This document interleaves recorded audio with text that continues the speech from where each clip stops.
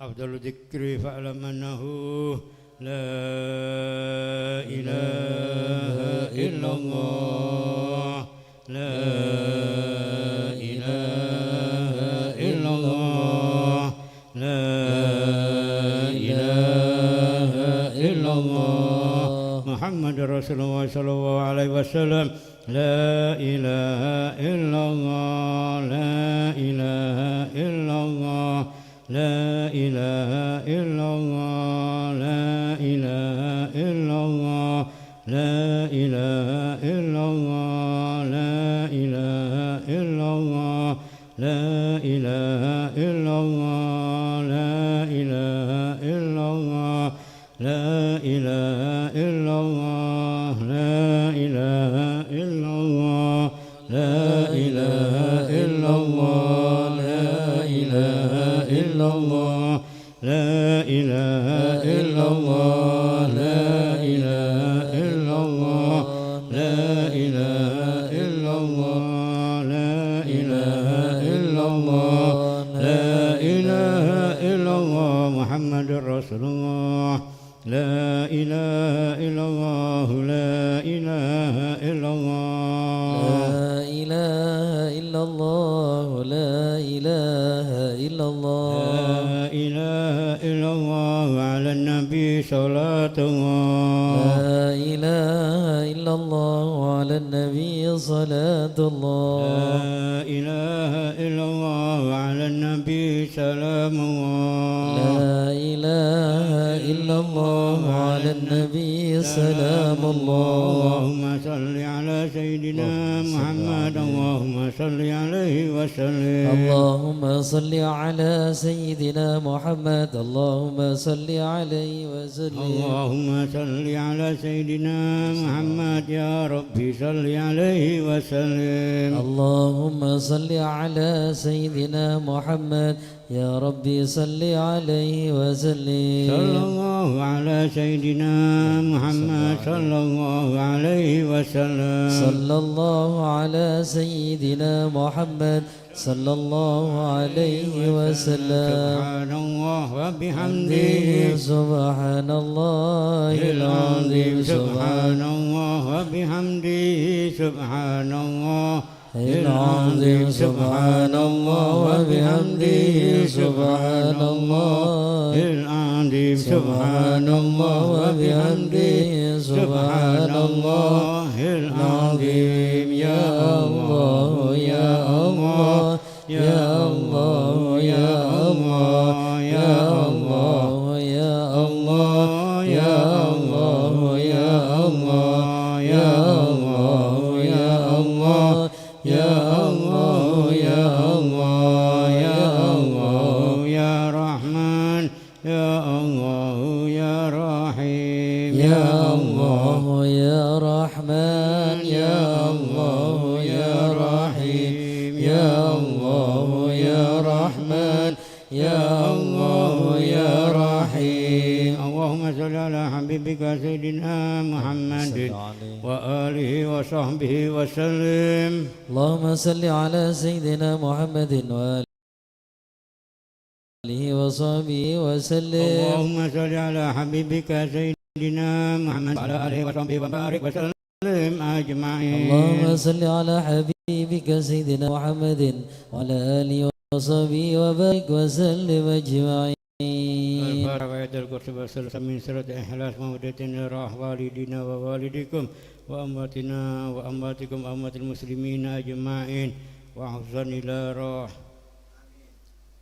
شيء لله لنا ولهم الفاتحة أعوذ بالله من الشيطان الرجيم بسم الله الرحمن الرحيم الحمد لله رب العالمين الرحمن الرحيم مالك يوم الدين إياك نعبد وإياك نستعين اهدنا الصراط المستقيم صراط الذين أنعمت عليهم غير المغضوب عليهم ولا الضالين آمين الله لا إله إلا هو الحي القيوم لا تأخذه سنة ولا نوم له ما في السماوات وما في الأرض من ذا الذي يشفع عنده إلا بإذنه يعلم ما بين أيديهم وما خلفهم ولا يحيطون بشيء من علمه إلا بما شاء وسع وسع كرسي كرسيه السماوات والأرض ولا يؤوده حفظهما وهو العلي العظيم. بسم الله الرحمن الرحيم قل هو الله أحد الله الصمد لم يلد ولم يولد ولم يكن له كفوا أحد. بسم الله الرحمن الرحيم قل هو الله أحد الله الصمد لم يلد ولم يولد ولم يكن له كفوا أحد. بسم الله الرحمن الرحيم قل هو الله أحد الله الصمد لم يلد ولم يولد ولم يكن له كفوا أحد. الله الرحيم قل أعوذ برب الفلق من شر ما خلق ومن شر غاسق إذا وقب ومن شر النفاثات في العقد ومن شر حاسد إذا حسد.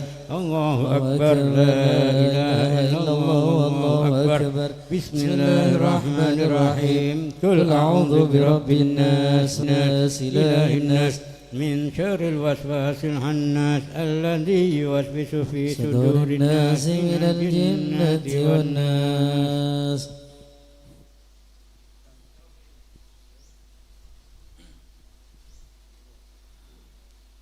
يا ربي صل على محمد صل على محمد يا ربي صل عليه وسلم. يا ربي صل على محمد أكرم داع يدعو إلى الحق. يا ربي صل على محمد يا ربي صل عليه وسلم. يا ربي صل على محمد المصطفى الصادق المصدق. يا ربي صل على محمد يا ربي صل عليه وسلم. يا ربي صل على محمد أحلى الورى منطقا وصداك. يا ربي صل على محمد يا ربي صل عليه وسلم. يا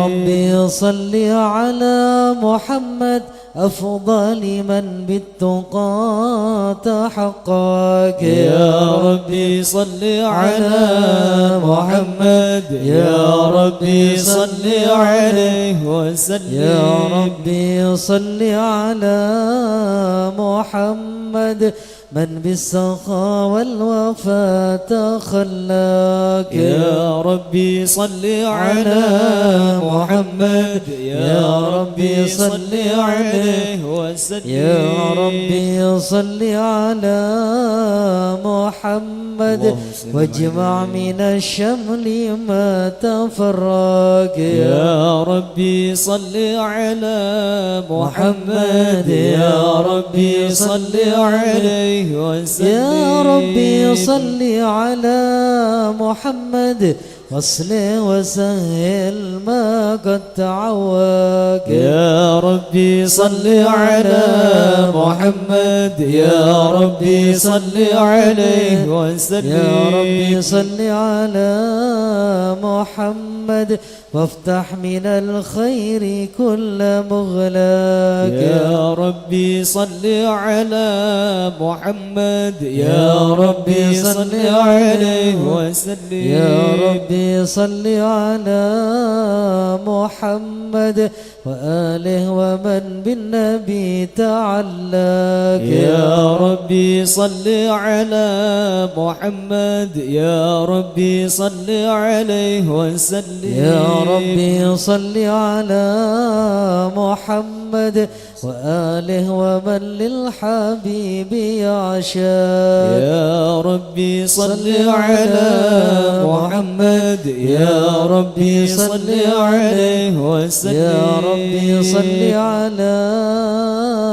محمد ومن بحبل النبي توثق. يا ربي صل على محمد يا ربي صل عليه وسلم. يا ربي صل على محمد يا ربي صل عليه وسلم.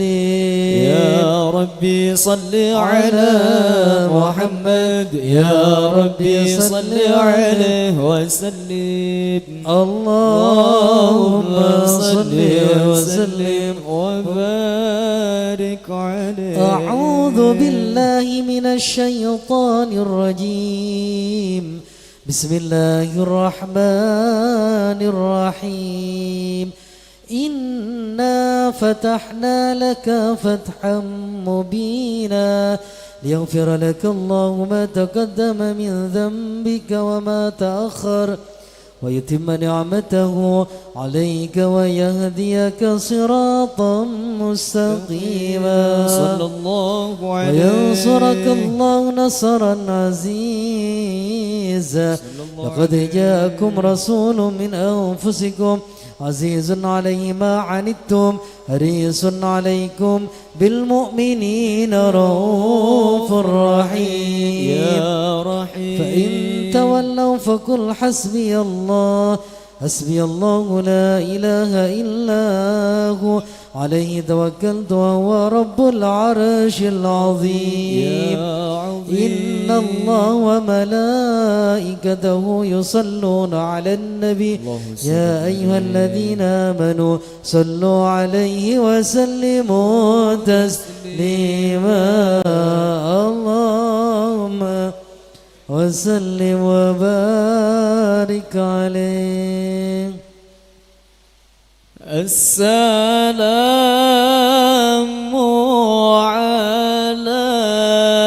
عليك زين الأنبياء.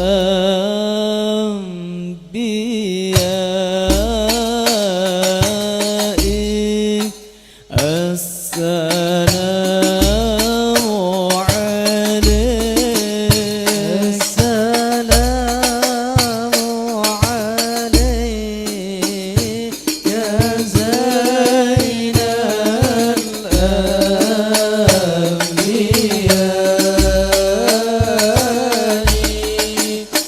السلام عليك. السلام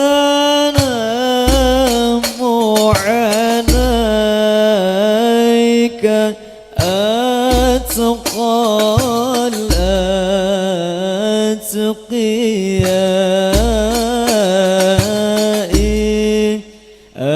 السلام عليك. السلام عليك زين الأنبياء.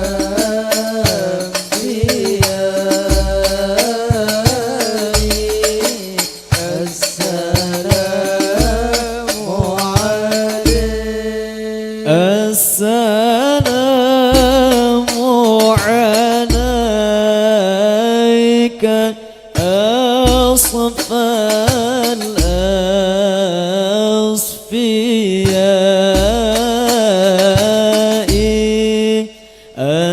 السلام عليك. السلام عليك زين الأنبياء.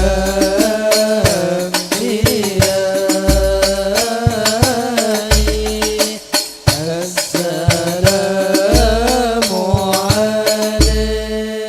السلام عليك أزكى الأزكياء.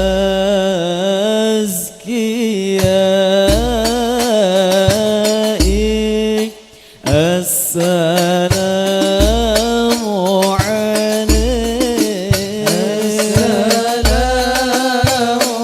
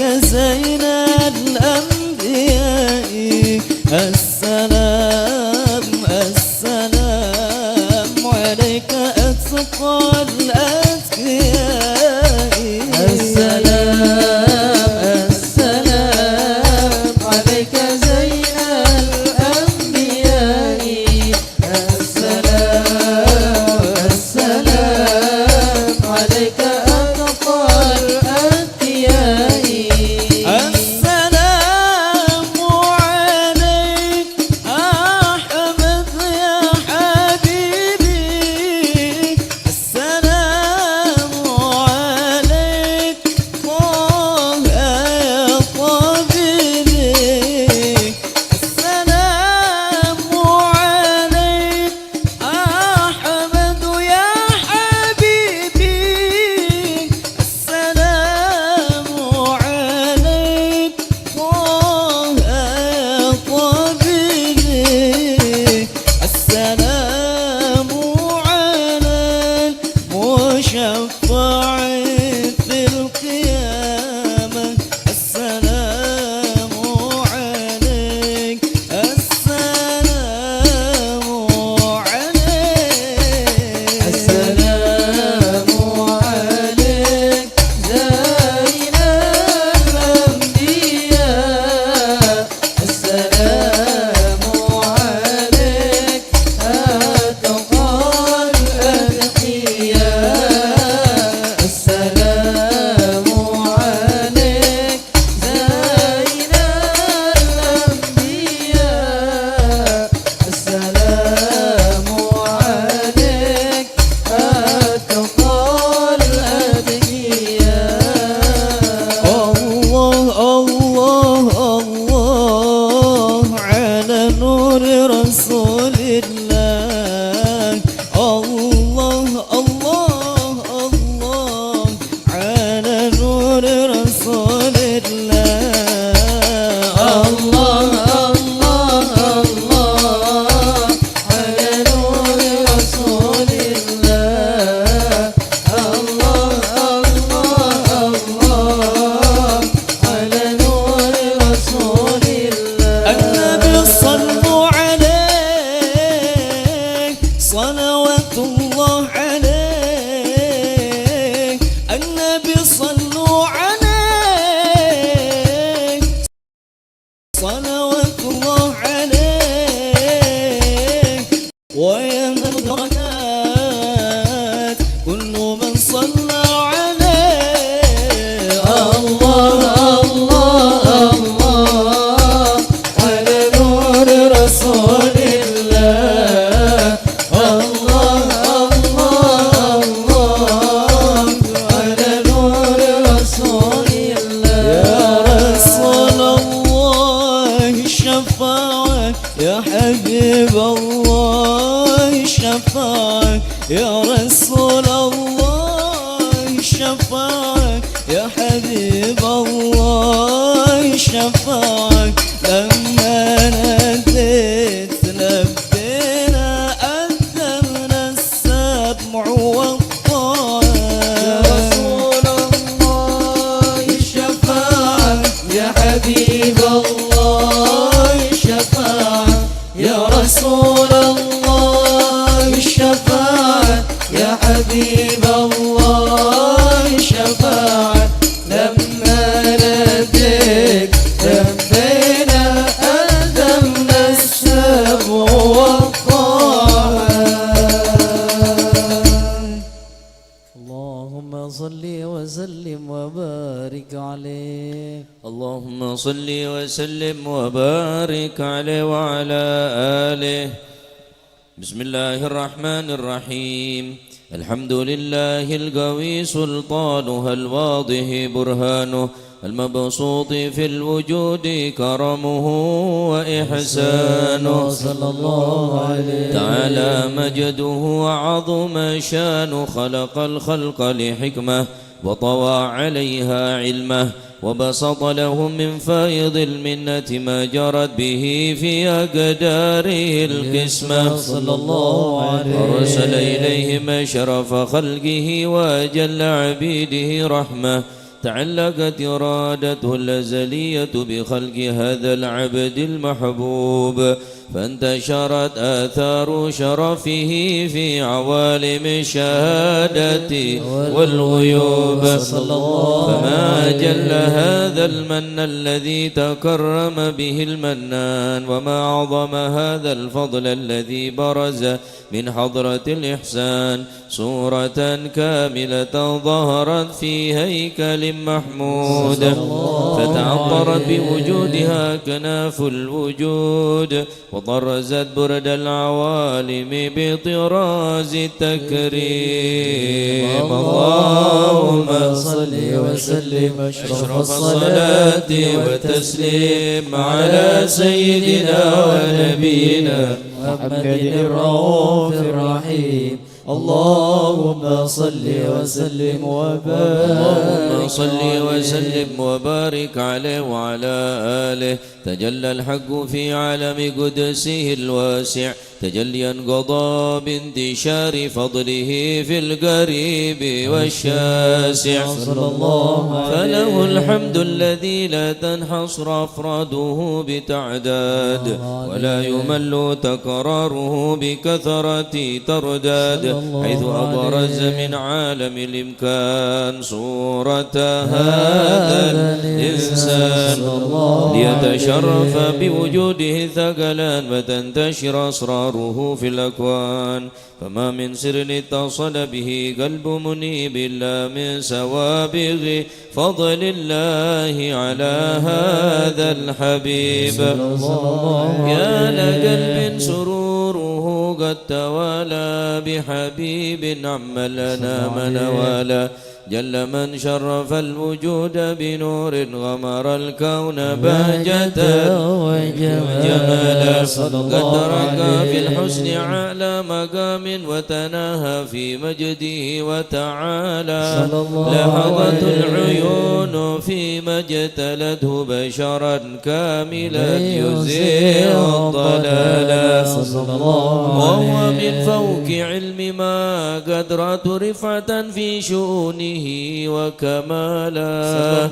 فسبحان الذي أبرز من حضرة الامتنان ما يعجز عن وصفه اللسان، ويحار في تعقل معانيه الجنان. انتشر منه في عالم البطون والظهور ما ملا الوجود الخلقي نور، فتبارك الله من إله كريم بشرتنا آياته في الذكر الحكيم ببشارة. لقد جاءكم رسول من أنفسكم عزيز عليه ما عنتم حريص عليكم بالمؤمنين رؤوف رحيم. فمن فجت هذه البشارة وتلقاها بقلب سليم فقد هدي إلى صراط مستقيم. اللهم صل وسلم أشرف الصلاة والتسليم على سيدنا ونبينا محمد الرؤوف الرحيم. اللهم صل وسلم وبارك عليه، اللهم صل وسلم وبارك عليه وعلى آله. وأشهد أن لا إله إلا الله وحده لا شريك له، شهادة تعرب بها اللسان عما تضمنه الجنان من التصديق بها والإذعان. تثبت بها في الصدور من الإيمان قواعده، وتلوه على أهل اليقين من سر ذلك الإذعان والتصديق شواهده. وأشهد أن سيدنا محمدا العبد الصادق في قوله وفعله، والمبلغ عن الله ما أمره بتبليغه لخلقه من فرضه ونفله. عبد أرسله الله للعالمين بشيرا ونذيرا، فبلغ الرسالة وأدى الأمانة وهدى الله به من الأمة بشرا كثيرا فكان في ظلمة الجهل المستبصرين سراجا وقمرا منيرا صلى الله عليه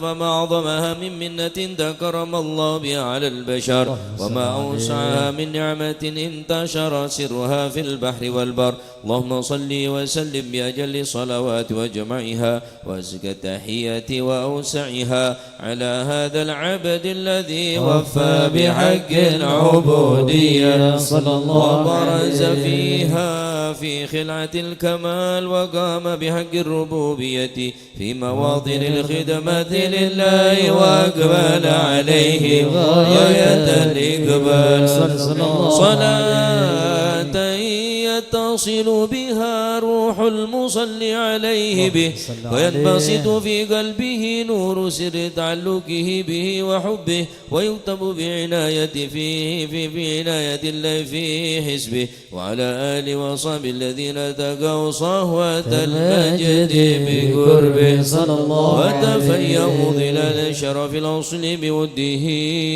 وحبه ما عطر الأكوان بنشر ذكراهم نسيم اللهم صل وسلم أشرف الصلاة وتسليم على سيدنا ونبينا محمد الرؤوف الرحيم اللهم صل وسلم وبارك عليه اللهم صل وسلم وبارك عليه وعلى آله وصحبه أما بعد فلما تعلقت إرادة الله في العلم القديم بظهور أسرار التخصيص للبشر الكريم بالتقديم والتكريم نفذت القدرة الباهرة بالنعمة الواسعة والمنة الغامرة فانفلقت بيضة التصوير في العالم المطلق الكبير عن جمال مشهود بالعين حاول لوصف الكمال المطلق والحسن التام والزين صلى الله عليه فتنقل ذلك الجمال الميمون في الأصلاب الكريمة والبطون فما من صلب ضم إلا وتمت عليه من الله النعمة صلى الله عليه فهو القمر التام الذي يتنقل في بروجه ليتشرف بموطن استقراره وموضع خروجه وقد قضت الأقدار الأزلية بما قضت وأظهرت من سر هذا النور ما أظهرت وخصصت به من خصصت صلى الله عليه فكان مستقر في الأصلاب الفاخرة والأرحام الشريفة الطاهرة حتى برز في عالم الشهادة بشرا لا كالبشر ونورا حير الأفكار ظهوره وبهر فتعلقت همة الراقم لهذه الحروف فيرقم في هذا القرطاس ما هو لديه من عجائب ذلك النور معروف وإن كانت الألسنة في بعشم عشر أوصاف ذلك الموصوف تشويقا للسامعين من خواص المؤمنين وترويحا للمتعلقين بهذا النور المبين وإلا فأن تعرب الأقلام عن شؤون خير الأنام ولكن هزني إلى تدوين ما فدت من سر أشرف المخلوقين وما أكرمه الله به في مولده من الفضل الذي عم العالمين وبقيت راية في الكون منشورة على مر الأيام والشهور والسنين داعي التعلق بهذه الحضرة الكريمة ولاعج التشوق إلى سماء أوصافها العظيمة ولعل الله ينفع به المتكلم والسامع فيدخلني في شفاعة هذا النبي الشافع ويتروحان بروح ذلك النعيم اللهم صل وسلم أشرف الصلاة والتسليم على سيدنا ونبينا محمد الرؤوف الرحيم اللهم صل وسلم وبارك عليه. يا حبيبنا علي شايل الله شايل الله يا إمام ابني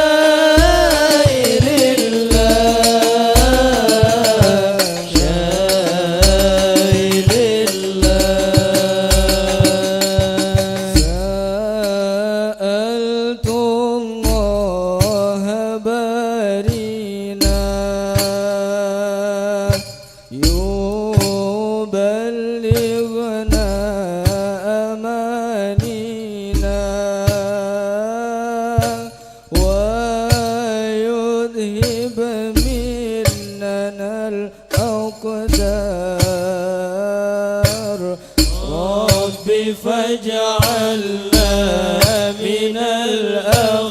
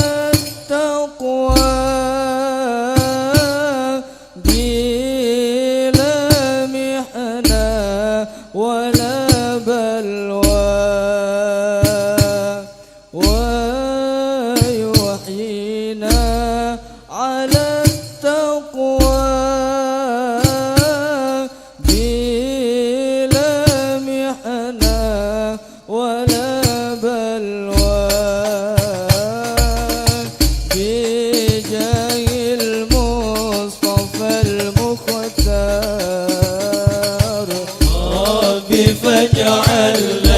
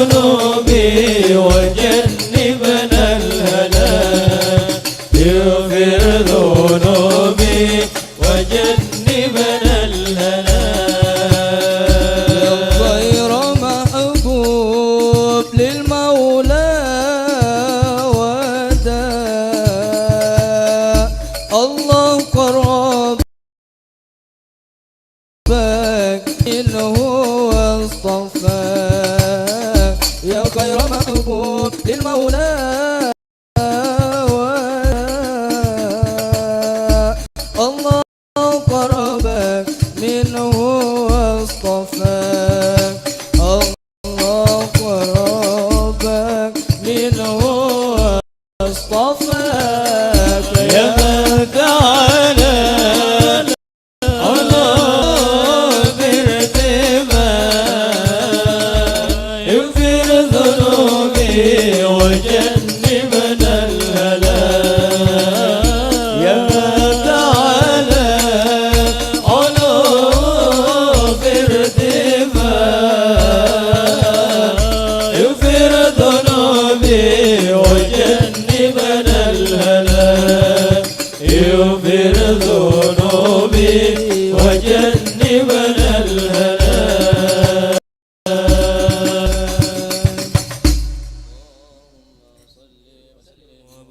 وبارك عليه اللهم صل وسلم وبارك عليه وقد آن القلم أن يخط ما حركت فيه الأنامل مما استفاده الفهم من صفات هذا العبد المحبوب الكامل والشمائل التي أحسن الشمائل وحنا حثنا أن نثبت ما بلغ إلينا في شأن هذا الحبيب من أخبار وآثار ليتشرف بكتابة القلم والقرطاس وتتنزل في حدائق الأسماء والأبصار وقد بلغنا في الأحاديث المشهورة أن أول شيء خلق الله النور المودع في هذه السورة فنور هذا الحبيب أول مخلوق برز في العالم ومنه تفرع الوجود خلقا بعد خلق فيما حدث وما تقادم وقد أخرج عبد الرزاق بسند عن جابر بن عبد الله الأنصاري رضي الله عنهما قال قلت يا رسول الله بأبي وأمي أخبرني عن أول شيء خلق الله قبل الأشياء قال يا جابر إن الله خلق قبل الأشياء نور نبيك محمد صلى الله عليه وسلم من نور وقد ورد من حديث أبي هريرة رضي الله عنه أنه قال قال رسول الله صلى الله عليه وسلم كنت أول النبيين في الخلق وآخرهم في البر وقد عدت الروايات بأنه أول خلق وجودا وأشرف مولودا ولما كانت السعادة الأبدية لها ملاحظة خفية اختصت من شاءت من البرية بكمال الخصوصية صلى الله فاستودعت هذا عليه النور المبين أصلاب وبطون من شرفته من العالمين فتنقل هذا النور من صلب آدم ونوح وإبراهيم حتى أوصلت يد العلم القديم إلى من خص بالتكريم أبيه الكريم عبد الله بن عبد المطلب ذي القدر العظيم وأمه التي هي في المخاوف آمنة السيدة الكريمة آمنة فتلقوا صلب عبد الله فألقاه إلى بطنها فضمت أشياؤها بمعونة الله محافظة على هذه الدرة وسوها فحملت برعاية الله كما ورد عنها حملا خفيفا لا تجد له ثقلا صلى الله ولا تشكو منه ألما ولا عللا حتى مرض شر بعد شر من حمله وتبرز إلى عالم الشهادة لتنبسط على أهل هذا العالم فروضات فضله وتنتشر في آثار مجده السميم اللهم صل وسلم أشرف الصلاة والتسليم على سيدنا ونبينا محمد الرؤوف الرحيم. اللهم صل وسلم وبارك عليه. كل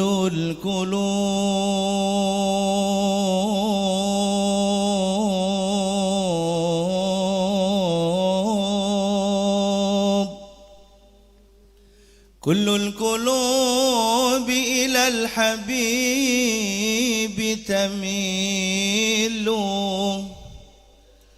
كل القلوب إلى الحبيب تميل، ومعي بذلك شاهد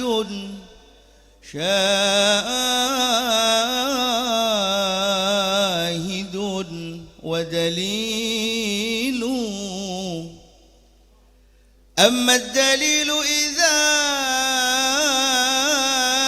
ذكرت محمدا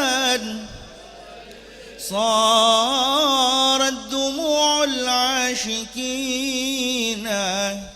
تسيل. هذا رسول الله، هذا رسول الله، هذا المصطفى، هذا لرب العالمين خليل.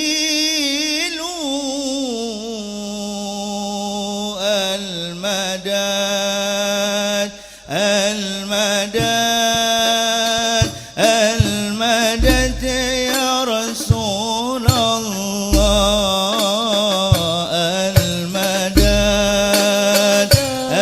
المدد المدد يا حبيب الله. المدد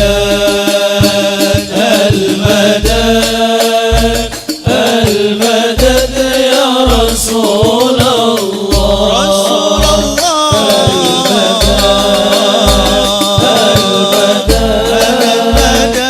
المدد يا حبيب الله.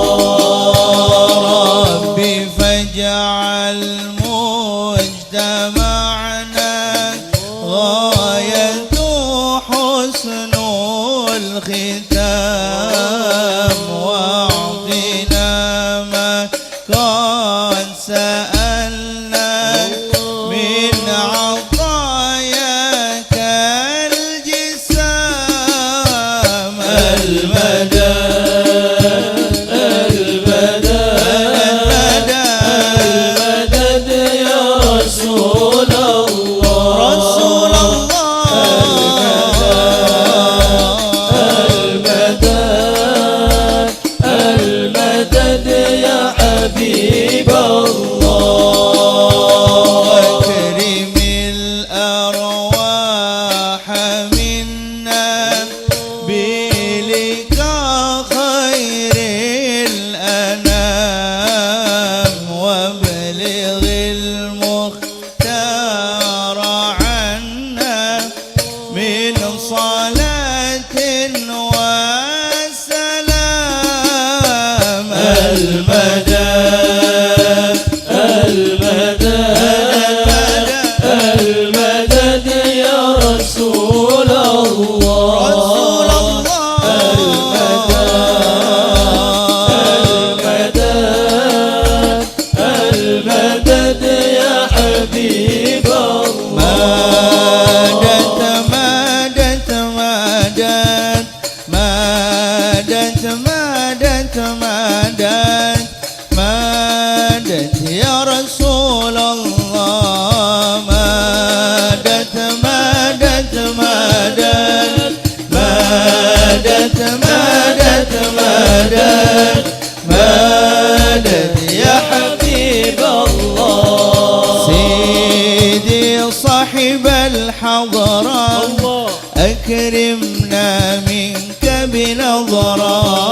سيدي يا أبا الزهراء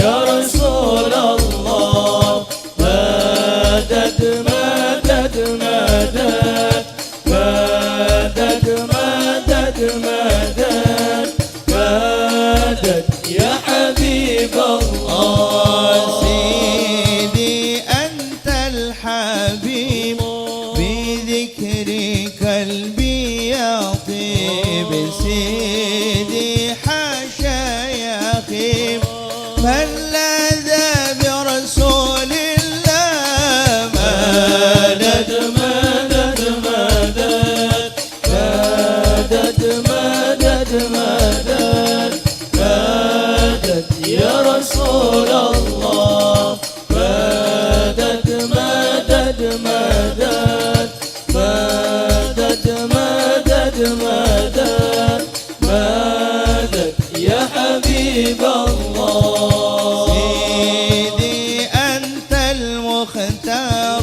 بمدحك تجلى الأكدار سيدي أجرنا من النار بجاهك يا رسول الله مدد مدد مدد مدد مدد مدد مدد يا رسول الله مدد مدد مدد مدد مدد مدد مدد يا حبيب الله يا رب بهم وبآلهم عجل بالنصر وبالفرج يا رب بهم وبآلهم أجل بالنصر وبالفرج يا رب بهم وبآلهم عجل بالنصر وبالفرج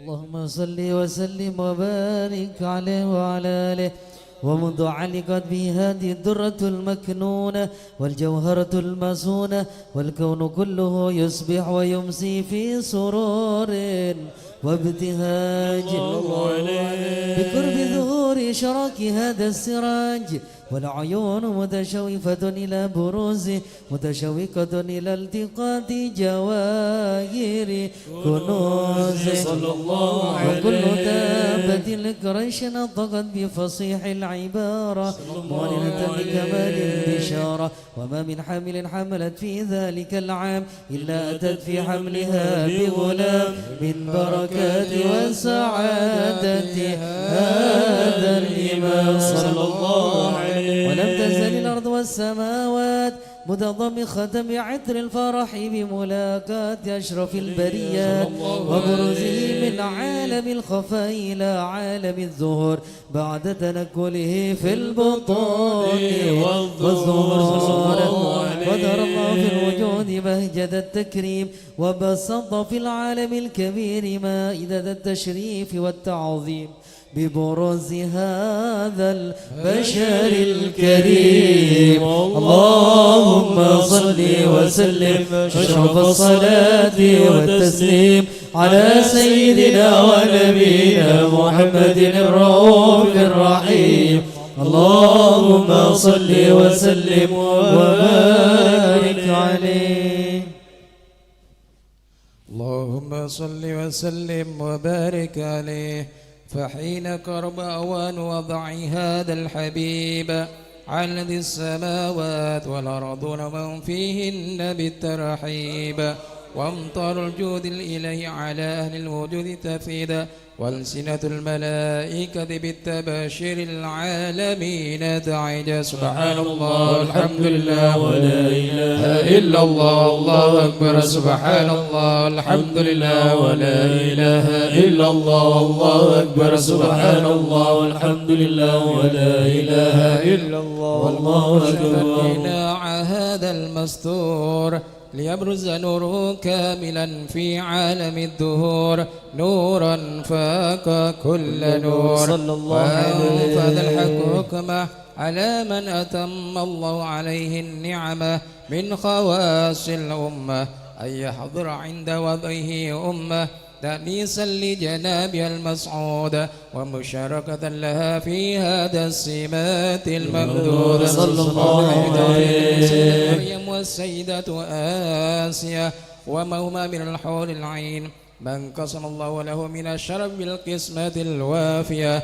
فأتى الوقت الذي رتب الله على حضوره وجود هذا المولود فطلع الكمال من النور عن عمود وبرز الحميد المحمود أذن لله بالتعظيم والسجود. صلى الله على محمد صلى الله عليه وسلم. صلى الله على محمد صلى الله عليه وسلم. اللهم صل على محمد. صل عليه. حاضرك رسول الله بكرنك رسول الله. أشرق الكون ابتهاجا بوجود المصطفى أحمد ولأهل الكون أنس وسرور قد تجدد سلام عليك يا رسول سلام عليك يا حبيب سلام عليك صلوات الله عليك. فقربوا يا أهل المثاني فهزار اليمن غرد واستضيعوا بجمال فقافي الحسن تفرد. صلى الله عليه سلام عليك يا رسول سلام عليك يا حبيب سلام عليك صلوات الله عليك. ولنا البشرى بسعد مستمر ليس ينفد حيث أوتينا عطاء جمع الفخر المؤبد.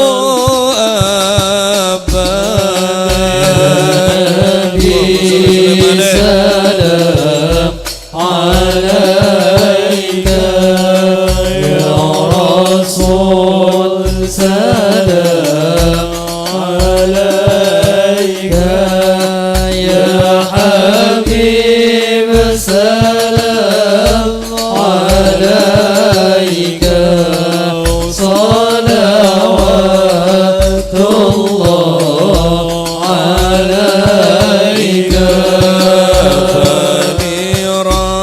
فلربي كل حمد جل أن يحصوره العد إذا حبانا بوجود المصطفى الهادي محمد صلى الله عليه سلام عليك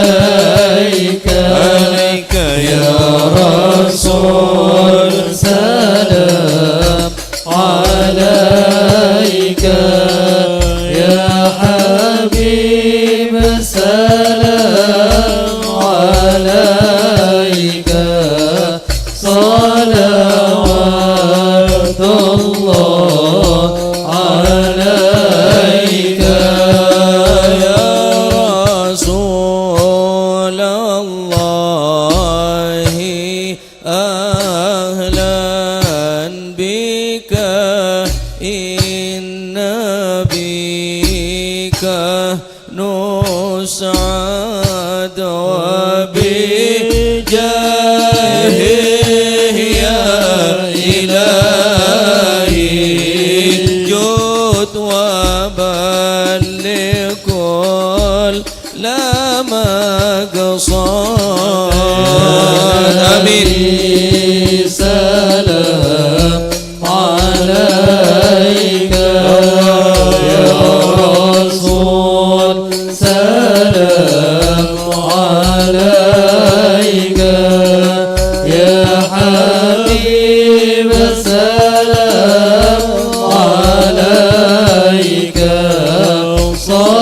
صلوات الله عليك واهدنا نهجا سبيلي كي به نسعد ونرشد ربي بلغنا بجاهه في جوار خير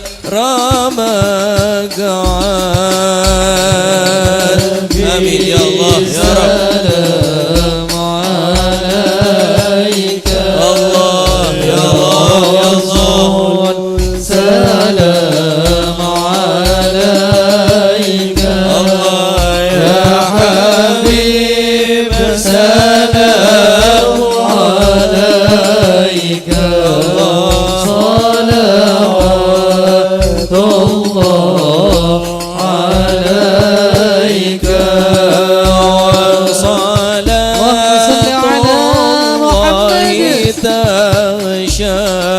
أشرف الرسل محمد وسلام مستمر كل حين يتجدد طلع البدر علينا من ثنيات الوداع وجب الشكر علينا ما دعا لله طلع البدر علينا من ثنيات الوداع وجب الشكر علينا ما دعا لله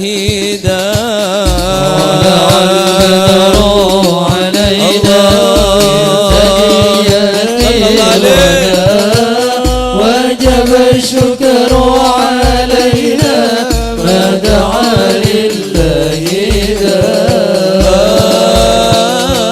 مرحبا يا مرحبا يا نور عيني مرحبا جد الحسين مرحبا مرحبا مرحبا يا مرحبا يا نور العين مرحبا جد الحسين مرحبا مرحبا واكرمي الأرواح منا وكريمي الأرواح منا بلقاء خير الأنام مرحبا يا الله يا رب آمين يا الله يا رب آمين يا نور العين مرحبا جد الحسين مرحبا مرحبا صلى الله على محمد صلى الله الله عليه وسلم صلى الله على محمد يا ربي صلي وسلم يا نبي سلام عليك يا رسول سلام عليك يا حبيب سلام عليك صلوات الله عليك. اللهم صل على محمد.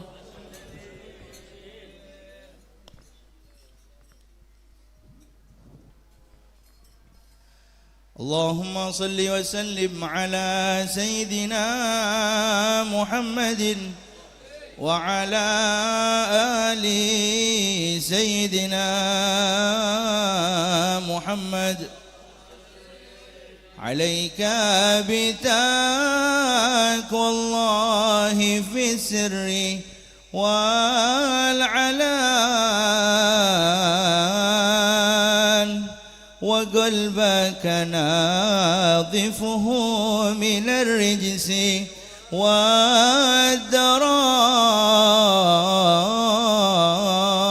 والدران وخالف هوى النفس التي ليس قصدها سوى الجمع للدار التي حشوها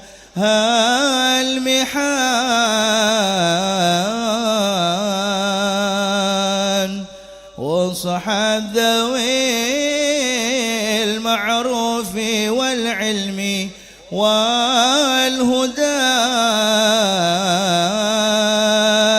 وجانب ولا تصحب هديتا من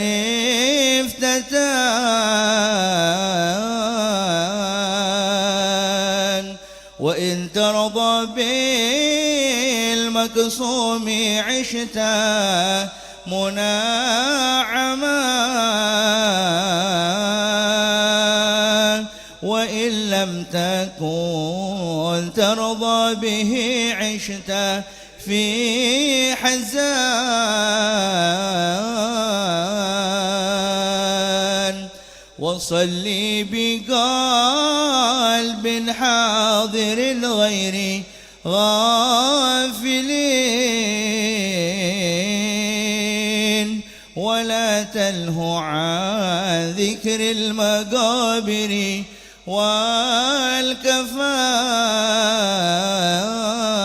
والكفان وما هذه الدنيا بدار إقامة وما هي إلا كالطريق إلى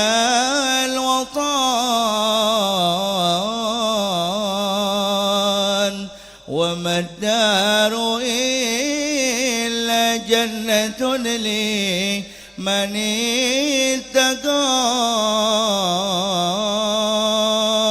ونار لما لم يتق الله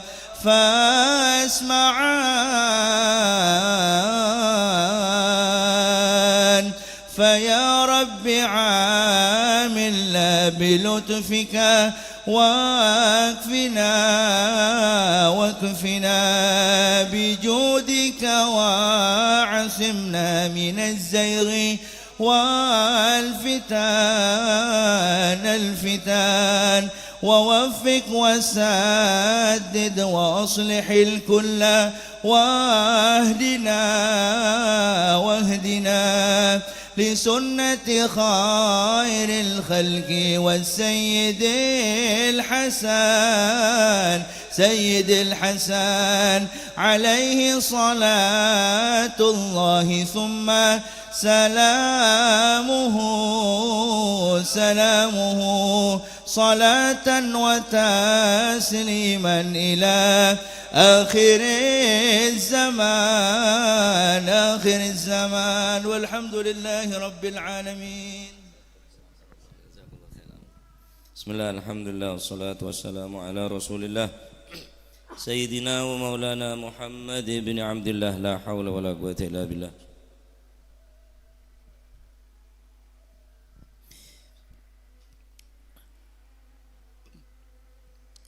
Alhamdulillah, kita hidup di dunia memerlukan 4 perkara, baik kehidupan di dunia ataupun kehidupan di akhirat. Dan 4 perkara ini adalah yang selalu dimohonkan oleh Allah, yang selalu dipanjatkan oleh Allah dipanjatkan oleh Rasulullah sallallahu alaihi wasallam, dan selalu memohon kepada Allah Subhanahu wa taala. Pertama, Allahumma inna nas'aluka salamatan fid din. Saya petak ada ad-din. Ya Allah, selamatkanlah agama kami. Aku meminta kepadamu, Allahumma inna nas'aluka salamatan fid din. Ya Allah, aku memohon kepadamu keselamatan di dalam agama. Berarti agama nikah eka parlo ning dunya, eka parlo juga sampai ke akhirat. Nomor 2, wa'afiyatan fil jasad. Nabi SAW memohon kepada Allah afiyah, bukan hanya sekedar sihah. Afiyah belum, sihah belum tentu afiyah. Menabi afiyah pasti. Apa perbedaannya? Orang yang sehat belum tentu taat. Afiyah, kesehatannya dipakai untuk taat. Maka Kanjeng Nabi nyoon, Allahumma inna nas'aluka salamatan fid din wa afiyatan fil jasad. Kanjeng Nabi nyoon afiyah dalam jasad. Mungkin sehat betul, tapi tak hadir ke majlisil khair, tak solat berjamaah walaupun semak musola, tak baca Al-Quran walaupun aben mampu maca. Berarti beni afiyah ekocak sehat. Allahumma inna nas'aluka salamatan fid din wa afiyatan fil jasad wa ziyadatan fil ilmi. Kanjeng Nabi memohon, ini kan doa ini ke hampir setiap saat diulang-ulang oleh Nabi SAW. Wa ziyadatan fil ilmi. Ya Allah, berikan kami tambahan di dalam ilmu. Saya rasa tak oning Kanjeng Nabi ini adalah pusat daripada ilmu, sumber daripada ilmu. Tapi perintah bi Gusti Allah, wa qul rabbi zidni ilma. Katakan wahai Muhammad sallallahu alaihi wasallam, zidni ilma, tambailah aku ilma. Ilmu yang semakin mendekatkan kepada Allah, ilmu yang semakin kita kenal dan kita takut atas perintah-perintahnya, menjauhi segala larangnya. Ini adalah ilmu semanfaat. Minta dari Gusti Allah. Ini Kanjeng Nabi, permintaan Kanjeng Nabi benar. Wa ziyadatan fil ilmi, atamba ilmu. Kanjeng Nabi dalam situng hadis Rasulullah sallallahu alaihi wasallam ada idza ata alayya yaumun la azdadu fihi ilman yugarribuni ila Allah tabaraka wa taala fala burika li fi tulu'i syamsi dzalikal yaum. Kalau di hari esok, di pagi esok aku dapat menyaksikan matahari terbit dari timur, bisa ningali keluar areh dari timur, la asdadu fihi ilman, ning arejir yang kau tak bisa nambahin ilmu, yuqarribuni ilallahi tabaraka wa ta'ala, senambahin semak dekat Gusti Allah, fala burika li fi tulu'i syamsi dzalikal yaum, maka engkau tak boleh barokah ning arejir. Dengan Nabi sallallahu alaihi wasallam. Mambaul ilmi wal hikami, sumber daripada ilmu. Ki minta dekat Gusti Allah tentang ilmu. Engkau ning are laku tak bisa nambahin ilmu. Gulaku sengko odi bisa ngaten la areh keluar dari timur, keng tak bisa nambahin ilmu semak ke Gusti Allah. Tak oleh barokah kok. Begitu penting ilmu bagi Rasulullah sallallahu alaihi wasallam. Al ilmu hayatul Islam wa imadul iman. Islam ni bisa odi kelaban ilmu, iman bisa kuat kelaban ilmu. Wa ziyadatan fi ilmi, terakhir wa barakatan fir rizqi. 4 ini sampai lopam bian. Allahumma inna nas'aluka salamatan fi din. Din kada. Pertama ad-din. Wa afiatan fil jasad. Jasad sehat sekebe taat dekat Gusti Allah, afiah. Wa ziyadatan fil ilmi, minta tambah dekat Gusti Allah, tambah ilmu. Wa barakatan fi rizqi, barokah rezeki ne barokah. Rezeki si barokah, atamba rezeki, atamba loman, atamba rezeki, atamba ahli nolong de orang ni kenyamana. barokah dalam rezeki nah mau barokah nah rezeki nah pas barokah ni tak padeng barokah ni tak bisa tinggali kelaban kasat mata tapi bisa rasa aki orang sesoki belum tentu barokah tapi kadang orang pas-pasan tapi tak terganggu urusan ibadah ni kelaban dunya nah ni kenyaman barokah salat tak keter pas bulan Ramadan lagi sregep alhasil ni kenyaman rezeki si barokah rezeki ni gelek atambah kebagusna atambah ziyadatu khair saya kocak barokah minimal atambah kebagusna matur muka empat nikah eka andik kawan panjenengan si kaula panjenengan pasti butuh empat nikah engki menika selamat agama cek sampai tak selamat agama nikah khususnya akhir zaman ni teguh agama nyon afiat dalam jasad nikah cek sampai kesempatan ben kesehatan nikah kebaik maksud dekat Gusti Allah minta tambah dekat ilmu minta Gusti Allah minta dekat Gusti Allah tambah ilmu semakin metakok ke Gusti Allah Subhanahu wa taala minta barokah rezeki ya Allah paringi rezeki cek lupa si barokah si halal si barokah cek sampai lupa empat nikah selalunya memohon kepada Allah selalunya on ke Gusti Allah setiap mari salat diulang-ulang karena kepermintaan Kanjeng Nabi setiap hari selalu epenta ke Allah Subhanahu wa taala termoga kaum panjenengan Islam agama paring kekuatan dening Gusti Allah khususnya akhir zaman paringna tambahan paringna afiah dalam jasad paringna tambahan ilmu si manfaat tambahna rezeki si barokah amin Allahumma amin matur muka majelis nikah nambah nama mahabbah cinta dekat Rasulullah SAW semakin cinta dekat Allah Subhanahu wa taala semakin taat semakin takut dekat Allah Subhanahu wa taala amin Allahumma amin amin Allahumma amin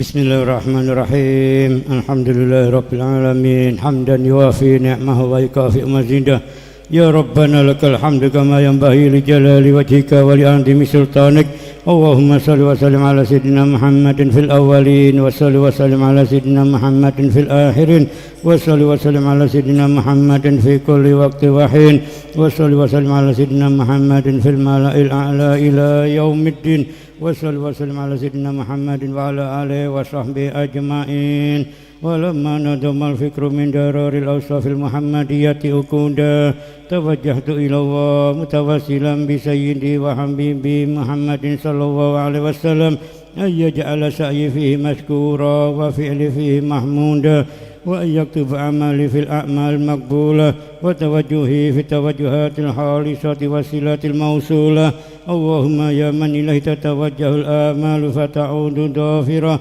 وعلى باب العزة تحد الرحال فتعشاها منه الفيوضات الهامرة نتوجه إليك بأشرف الوسائل لديك سيد المرسلين عبدك صادق الأمين سيدنا محمد الذي أمت رسالته العالمين أن تصلي وتسلم على تلك الذات الكاملة مستودعي أمانتك وحافظ سرك وحامل راية دعوتك شاملة الآب الأكبر المحبوب لك والمحوصة بشرف الأفهار في كل موطن من مواطن القرب ومدهر قاسم إمدادك في عبادك وساكك أرس إرشادك لأهل ودادك سيد الكونين وأشرف الثقلين العبد المحبوب الخالص المحسوس منك بأجل الخصائص اللهم صل وسلم عليه وعلى آله وأصحابه وأهل حضرة اقترابه من أحبابه اللهم إنا نقدم إليك جاه هذا النبي الكريم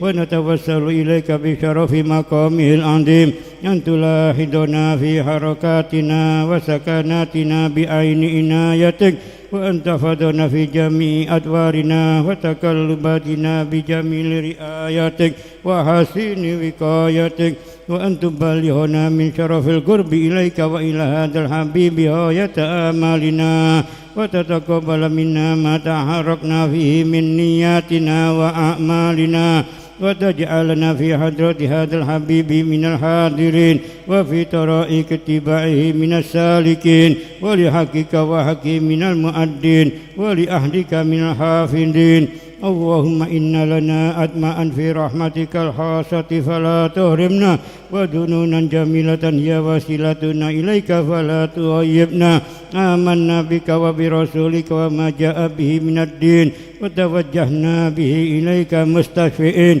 أن تقابل المذنب منا بالغفران والمسيء بالإحسان والسائل بما سأل والمؤمل بما أمل وأن تجعلنا ممن نصر هذا الحبيب ووازره ووله وظاهره وأم ببركته وشرف وجهته أولادنا ووالدينا وأهل قدرنا ووادينا وجميع المسلمين والمسلمات والمؤمنين والمؤمنات في جميع الجهات وأدم راية الدين القويم في جميع الأقطار منشورة ومعالم الإسلام والإيمان بأهلها مأمورة معنى وسورة واكشف اللهم كربة المكروبين واقض دين المدينين واغفر للمذنبين وتقبل توبة التائبين وانشر رحمتك على عبادك المؤمنين أجمعين واكفي شر المعتدين والظالمين وابسط الأدل بولاة الحق في جميع النواحي والأقطار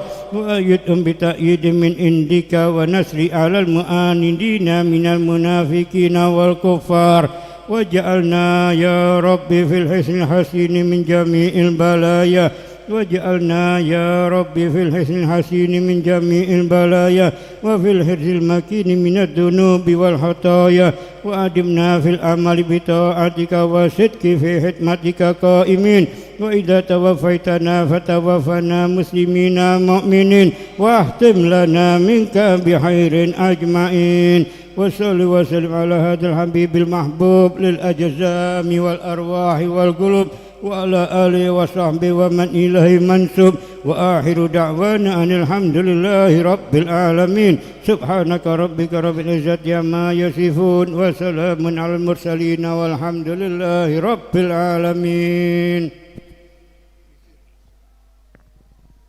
بسر الفاتحة.